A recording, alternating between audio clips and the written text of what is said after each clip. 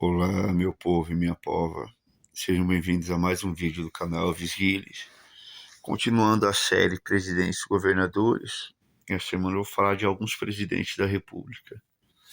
Começando pelo Rodrigues Alves, nascido como Francisco de Paula Rodrigues Alves. Foi um advogado, político brasileiro e o quinto presidente do Brasil. Nasceu em 7 de julho de 1848, em Guaratinguetá, São Paulo, e morreu em 16 de janeiro de 1919, no Rio de Janeiro. Foi conselheiro do Império, amicíssimo de Dom Pedro II, e além de presidente, foi também governador de São Paulo. Foi um dos governadores de São Paulo. O maior destaque de seu mandato como presidente foi a modernização urbana do Rio de Janeiro, o combate a epidemias, expandiu o território nacional com a anexação do Acre, ou seja, o Acre não era do Brasil antes, passou a ser. Formado em Direito pelo Largo de São Francisco em 1870, foi promotor, juiz e logo ingressou na política. Durante a presidência, junto com o engenheiro Pereira Passos, liderou um grande projeto de reestruturação da capital federal da época, o Rio de Janeiro. E com o médico Oswaldo Cruz, promoveu o saneamento e a reurbanização do centro e a vacinação obrigatória contra a varíola, o que desencadeou a revolta da vacina em 1904. A corrida ocorrida entre 10 e 16 de novembro de 1904. O levante foi motivado pela imposição da vacina obrigatória. Fiscais sanitários e policiais tinham autorização para entrar nas casas à força, e o que gerou medo, e aplicar vacina. Não tinha escolha na população. Só que esse medo foi gerado porque a população não recebeu orientação. Até então ninguém tinha tido vacina. Então, diferente do que ocorreu há 6 anos atrás, na época da cloroquina, devido a um certo político aí, ninguém sabia o que essa vacina ia fazer. Então, surgiram diversos relatos. E, óbvio, as pessoas ficaram com medo. E o governo, ao invés de orientar, forçou. O que não deu bom, né? Teve revoltas, houve confrontos, o episódio deixou mortos, feridos. Daí, depois de um tempo, vendo que não dava muito certo essa tática, a vacina deixou de ser obrigatória, passou a ser compulsória, tomava quem quisesse. No seu mandato, o Barão de Rio Branco negociou o Tratado de Petrópolis, em 1903, garantindo a posse do Acre, como eu falei no começo, em troca de compensações financeiras, ou seja, nada é de graça, né? E da construção da estrada de ferro Madeira-Marmoré. No campo econômico, tentou resistir inicialmente à pressão dos cafeicultores, mas o Convento de Taubaté foi assinado em 1906 para valorizar o café. Em 1918 foi eleito novamente presidente da República, mas faleceu em 16 de janeiro de 1919, vítima da pandemia de gripe espanhola, sem conseguir tomar posse do segundo mandato. Tá vendo aí, ó? Uma epidemia vitimou um presidente. A última epidemia que tivemos não vitimou o presidente em exercício, né? Devia ter aprendido com essa primeira. E agora vamos para Afonso Pena. Seu vice era Nilo Peçanha. Afonso Augusto Moreira Pena nasceu em Santa Bárbara, Minas Gerais, em 30 de novembro de 1847 e morreu em 14 de junho de 1909, no exercício do cargo de sexto presidente, sendo sucedido por Nilo Peçanha, que eu vou falar mais à frente dele. Na sua vida se destacou por suas campanhas abolicionistas, ou seja, era um ferrenho abolicionista. Como presidente, ficou marcado por suas viagens pelo interior,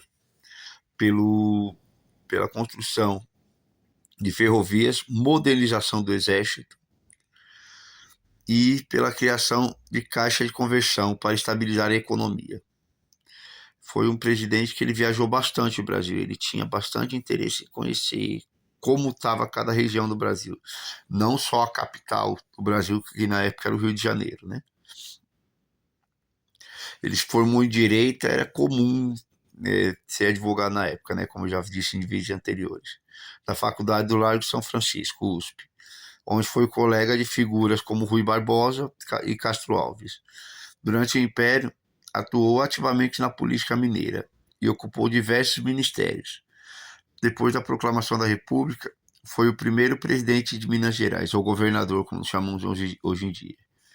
Período em que liderou a mudança da capital de Ouro Preto para a então recém-construída Belo Horizonte. Então, Ouro Preto era a capital de Minas. Em 1902, tornou-se presidente na chapa de Rodrigues Alves, ou seja, ele era vice-presidente Rodrigues Alves, assumindo a presidência da República em 1906. Seu mandato focou também na modernização da infraestrutura e integração nacional, com o lema governar é povoar, como falei. Ele ouvia muito o público. É dito que ele foi um dos melhores, se não o melhor presidente da República, pelo menos durante muitos anos. Ele impulsionou a expansão ferroviária, integrando o Centro-Oeste e o telégrafo da Amazônia. Ou seja, enquanto muita gente não ligava para a Amazônia, ele foi lá, colocou o telégrafo, foi como se ele colocasse o WhatsApp hoje em dia para a Amazônia, para os que estão chegando agora. O telégrafo tinha essa importância. Faleceu precocemente aos 61 anos de pneumonia em 14 de junho de 1909. Vamos para outro presidente, dessa vez Nilo Peçanha, que foi o vice de Afonso Pena, governou por apenas um ano. Nilo Peçanha foi o primeiro, se não o único presidente negro da República. Nasceu em 2 de outubro de 1867, em Campos dos Goytacazes, Rio de Janeiro. Foi mais um advogado e jornalista, e o 7º presidente do Brasil, governando o país entre 1909 e 1910, após a morte de Afonso Pena. É amplamente reconhecido como o primeiro presidente, como acabei de falar, de ascendência parda ou negra da história brasileira. Durante a sua vida, destacou-se nos movimentos abolicionistas e republicano, fundando o Partido Republicano Fluminense. Foi deputado federal constituinte de 1890 a 1891, senador e governador do Rio de Janeiro. Foi vice-presidente de Afonso Pena, como já disse, assumiu a presidência em 1909.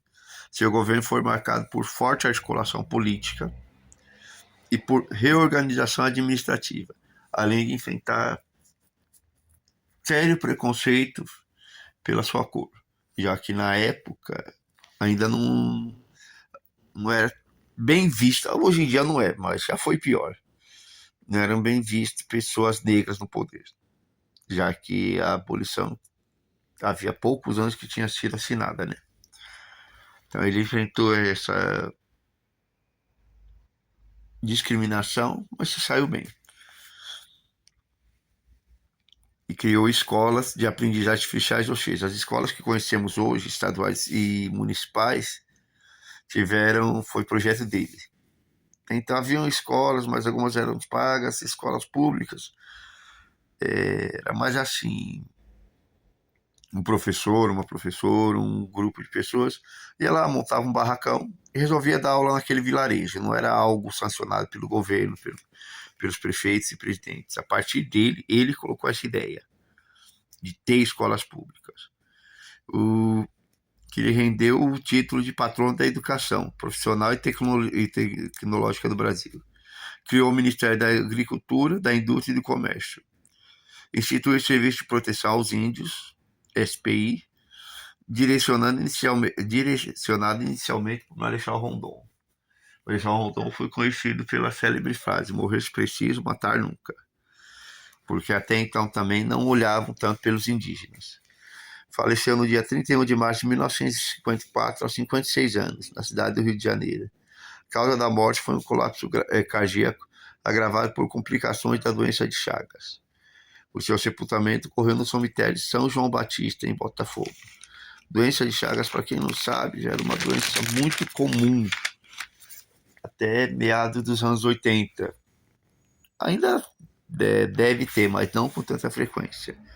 Chagas era um mosquito chamado barbeiro, conhecido como barbeiro, que ficava em casa de barro, de bambu, de madeira, e picava a pessoa. ele transmitia essa bactéria que ia direto para o coração. Não matava instantaneamente, levava de 15 a 20 anos para se alojar no coração e depois desse tempo a pessoa morria. Geralmente colapsava o coração, similar a um ataque cardíaco. Agora vamos falar de Hermes da Fonseca, que governou o Brasil de 1910 a 1914. Seu vice foi Venceslau Braz.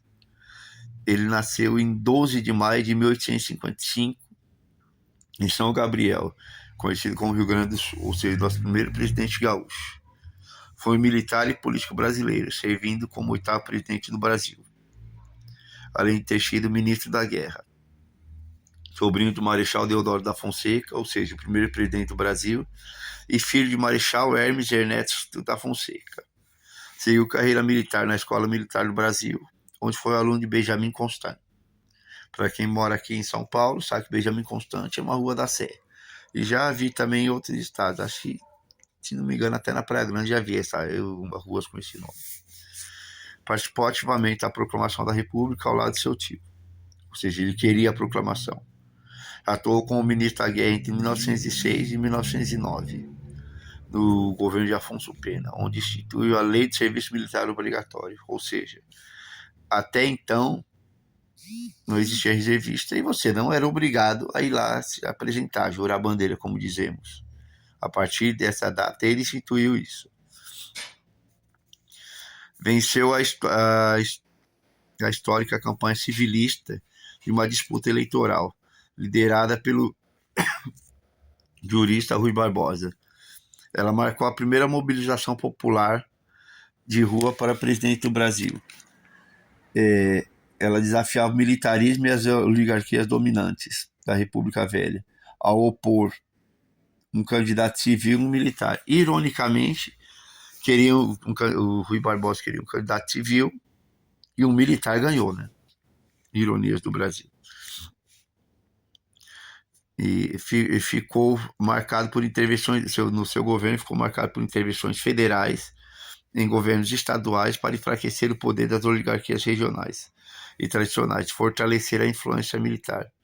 Ou seja, ele queria dominar com mão de ferro. Então, interveio no governo da maioria dos estados, se não todos.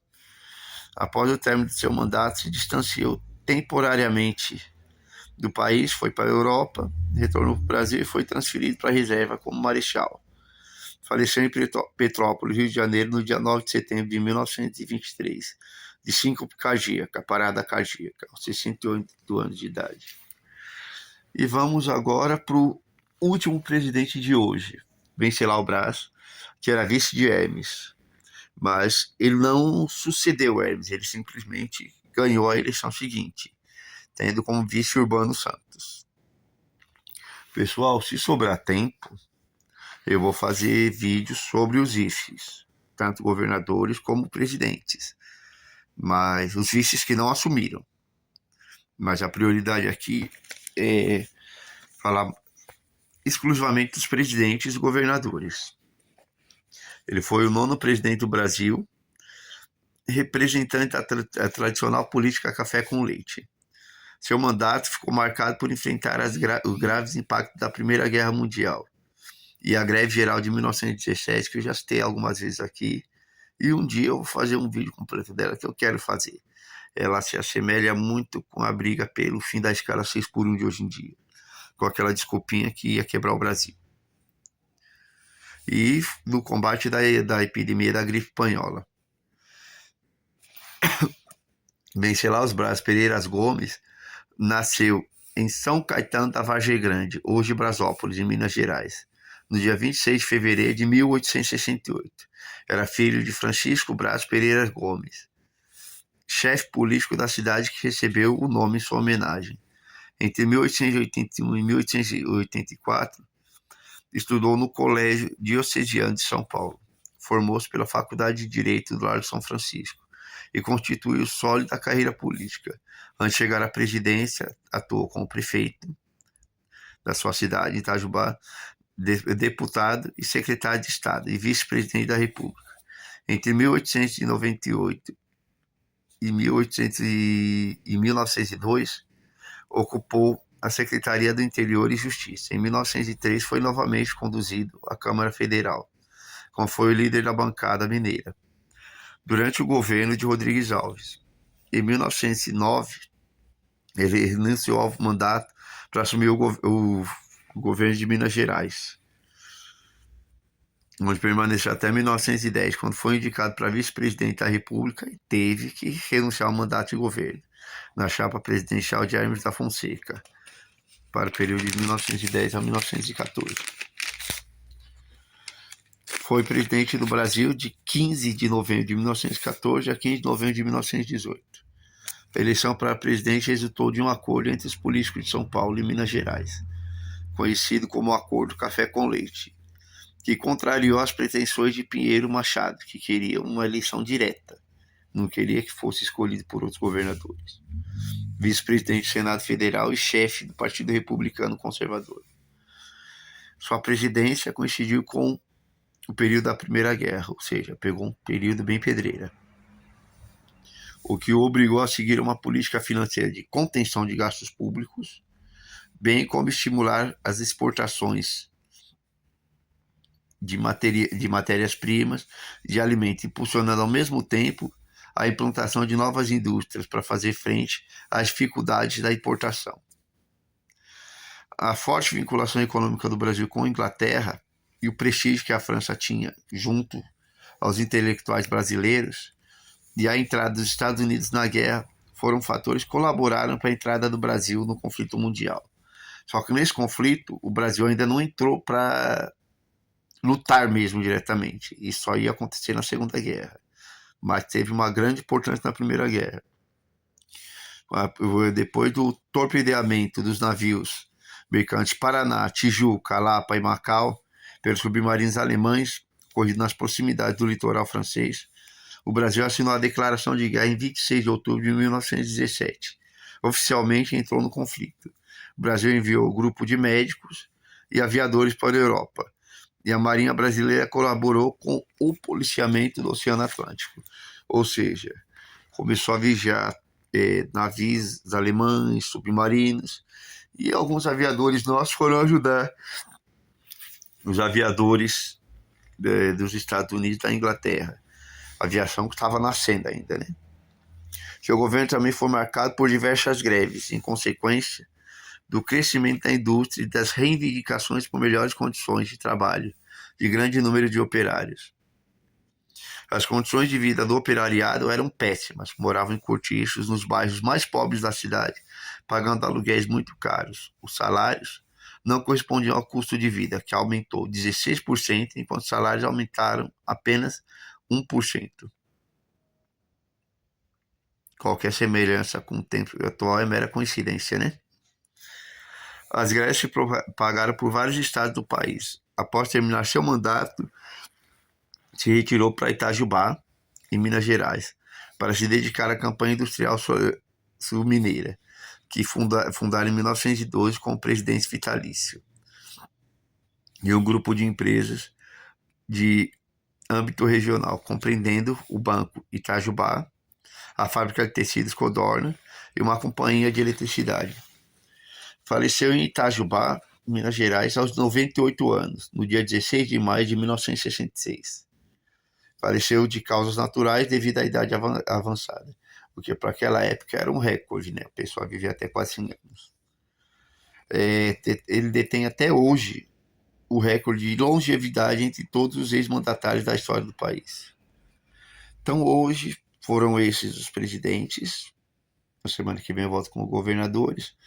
Mas agora tem um bônus, porque me pediram para pesquisar quanto ganha presidente da República, quanto ganha governador de São Paulo. O presidente da República, ele ganha R$ 46.366,19 brutos. Com desconto, dá uns 42 mil. O governador de São Paulo, já com desconto, ganha R$ 36.301,53. E daí muitos podem dizer, para mandar em São Paulo é um salário baixo. Mas, pessoal, a gente tem que ver o seguinte. eles e todos os demais políticos, vereadores, deputados, senadores, suplentes, promotores, têm salário livre. Tirando os descontos de folha, eles têm salário livre. Como assim livre?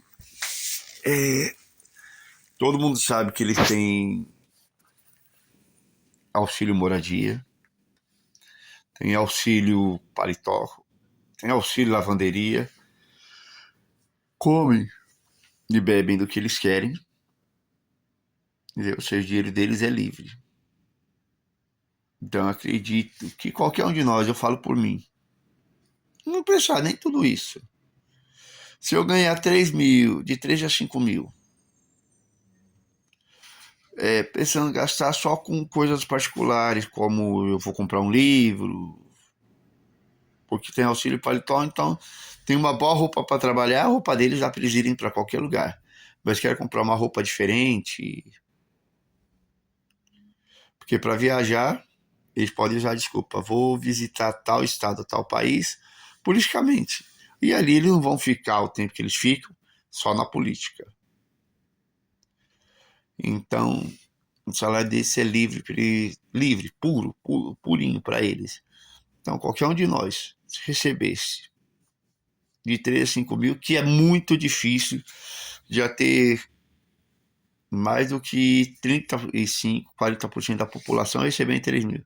A grande maioria, infelizmente, sobrevive de um salário a R$ 2.500, quando não é menos do que isso, para pagar aluguel, água, luz, sustentar filhos, ou seja, se alimentar, pagar contas, entendeu? Se a grande maioria tem isso livre, que eles não precisam pagar nada, eles não precisam pagar um aluguel, eles não precisam pagar uma luz, eles não precisam pagar uma água, eles não precisam pagar nem o combustível do carro deles. Como eu disse, nem a roupa deles eles pagam. Então qualquer trocado vira um grande salário, né? Que é o deles. Mas é Brasil, eu não sei se nos outros países são assim. Alguns países que eu estudei não são. Mas não vou citar nomes de países aqui. No mais, eu vou ficando por aqui. Um abraço a todos, espero que fiquem bem. Se inscrevam, curtam, compartilhem, se possível, comentem. Eu quero engajar esse canal. Por enquanto, eu vou estar falando de presidente, esse canal é focado mais em história. Mas surgiram temas que eu posso dar uma pausa nos presidentes e governadores e fazer outro tipo de vídeo. Tá bom? No mais, fui.